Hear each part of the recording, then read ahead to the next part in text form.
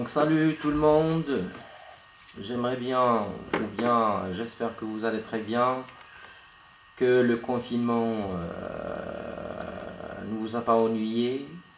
Restez chez vous, suivez vos cours et ensemble pour réussir, comme je l'ai indiqué au début, ou bien comme symbole, ou bien comme synthèse de la chaîne.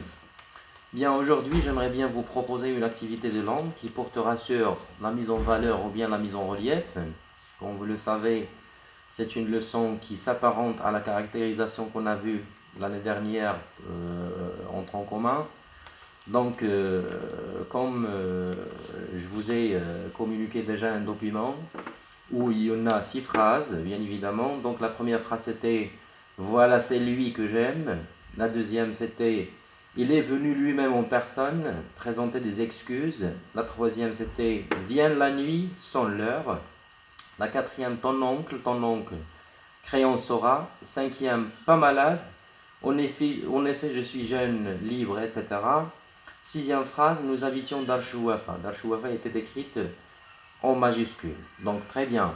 Comme vous le savez bien, que la caractérisation ou bien la mise en valeur, c'est quoi?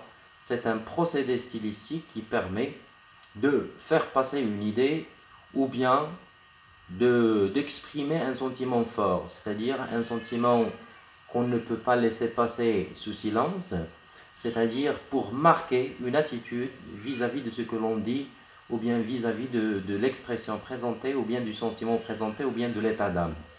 Bien, donc je vais essayer de présenter une définition avant de parler des phrases. Donc la définition est la suivante. Bon, donc pour faire passer une idée ou bien exprimer un sentiment fort ou bien un état d'âme ou bien, l'énonciateur peut mettre en valeur un mot, un passage ou bien une expression. Donc les procédés de la mise en valeur ou bien en relief permettent bien évidemment d'attirer l'intention du lecteur pour l'orienter à une bonne compréhension, du message ou bien de l'énoncé. Donc dans la première phrase, on a ce qu'on appelle le présentatif, voilà. Donc le présentatif, c'est le procédé de la mise en valeur dans la première phrase. Donc on a dit voilà, il est constitué de voir plus là, c'est-à-dire venez voir là.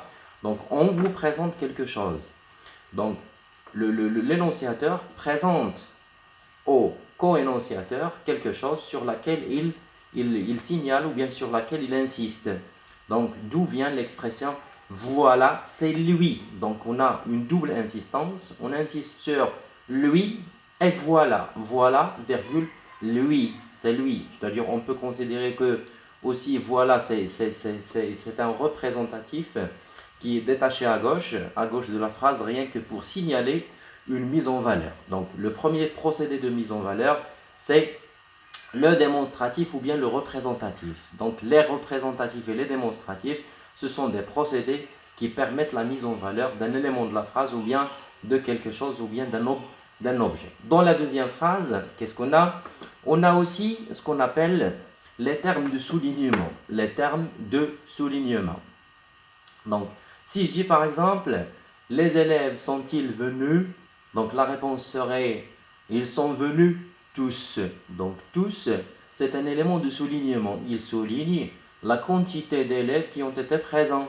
Donc, comme c'est le cas dans la deuxième phrase, il est venu lui-même et en personne. Donc, en personne, l'expression en personne donne plus de spécification sur celui dont on parle ou bien sur ce qu'on dit à propos de celui dont on parle. Donc, c'est les termes, ce qu'on appelle les termes de soulignement.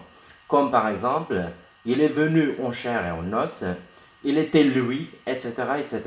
Troisième phrase, dans la troisième phrase, on a vient la nuit, sonne l'heure. Donc, qu'est-ce qu'on peut constater au niveau de cette troisième phrase? On constate qu'il y a un bouleversement au niveau des éléments de la phrase. C'est-à-dire, normalement, en français, on trouve le sujet, le verbe, le complément.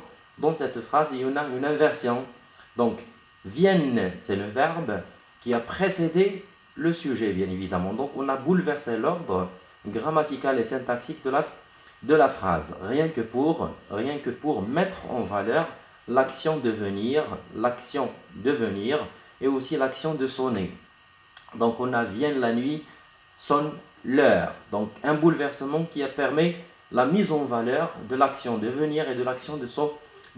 Dans la quatrième phrase, donc ton oncle, crayon saura, on a une anaphore bien évidemment, qui pourrait être considérée aussi comme répétition. Donc un autre procédé, c'est la répétition ou bien l'anaphore. Une figure de style appelée l'anaphore qui permet la mise en valeur. On insiste sur l'oncle, ton oncle, le saura ou bien crayon saura. Donc cinquième phrase, on a bien évidemment pas malade, en effet je suis jeune. Donc avant pas malade, c'est-à-dire avant pas malade, normalement la phrase doit être je suis pas malade, en effet je suis jeune. Mais qu'est-ce qu'on a fait? On a fait l'ellipse de je suis pas malade et en laissant pas malade plus qui a été, c'est-à-dire cette ellipse a été remplacée par un point de ponctuation qui est point d'exclamation, rien que pour signaler soi-disant une confusion ou bien une hésitation de la part de l'énonciateur concernant sa situation.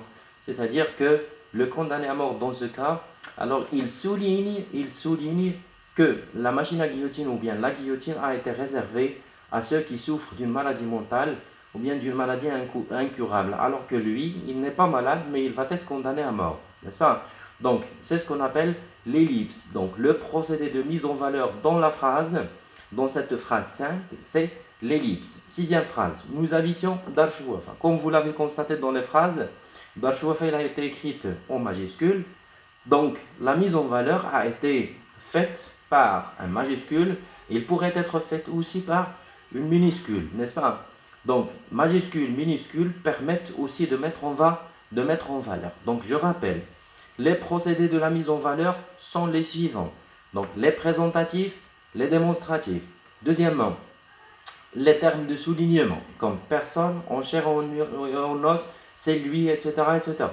Après, on a le bouleversement de l'ordre de la phrase, ou bien le bouleversement de l'ordre syntactique de la phrase. Après, on a la répétition et on a l'anaphore. Après, on a l'ellipse. Après, on a la majuscule ou bien minuscule, c'est-à-dire ce sont tous des procédés de mise en valeur. À quoi sert la mise en valeur qu'on vient de dire? Donc, on note que la mise en valeur sert à exprimer, soi-disant, une prise de position vis-à-vis de ce que l'on dit, ou bien permettre d'exprimer un sentiment fort, un état d'âme, ou bien permettre d'attirer l'intention du co-énonciateur sur un élément de la phrase ou bien sur une action qui pourrait être importante pour celui qui parle. Donc merci à vous une deuxième fois. Merci beaucoup. N'oubliez pas de vous abonner pour que l'on puisse aller très loin dans notre aventure, parce que je considère le fait de faire des vidéos ou bien de composer des vidéos au profit des élèves sur YouTube, c'était une mésaventure pour moi. C'était une aventure pas comme les autres, c'est-à-dire il y en a toujours des obstacles, il y en a toujours des problèmes, il y en a toujours des problèmes d'équipement, des problèmes de préparation, des problèmes, etc. Donc, de problèmes de logistique, de moyens, etc., etc. Donc, abonnez-vous. Merci beaucoup à vous. À la prochaine vidéo, Inch'Allah.